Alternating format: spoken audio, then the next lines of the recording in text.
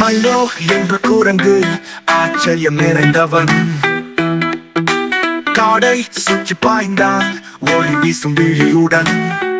மரக்கிளைகளில் ஊன்றி பாய்ந்தான். என்னை பாருங்கள் என்று சிரித்தான். வாழைப்பழத்தோடு தொப்பி அணிந்தான். அது கூலாயிருக்கு என்றே சொன்னான்.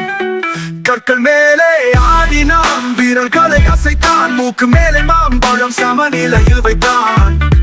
சிட்டுக்களுடன் பேசினான். தேனீகளை நகைச்சுவையுடன் தீட்டினான். சறுக்குகளிலே ஸ்கேட் போர்டு ஓட்டினான். 3 தேங்காய்களை ஒரே நேரத்தில் சுழற்றினான். ஒரே சமயத்தில் இசை போல் ஹம்மும் செய்தான். ஒரு நாள் செம்மையான ஒரு ஜோடி செருப்புகள் கண்டான். சிவப்பு மின்னும் காடை அதிர்ந்தது. அவற்றை அணிந்து மகாராஜாவை போல நடந்தான். யானைகள் எல்லாம் சிரித்து பாடினார்கள். ஆனால் மழை வந்ததும் நிலைமை மாறியது. வழுக்கி விழுந்தான். கீழே சறுக்கி வந்தான். தடப்போடு ஒரு குளத்தில் விழுந்தான். மரத்தில் மோதினான். இதுதான் ரொம்ப சூப்பர் என்று சிரித்தான்.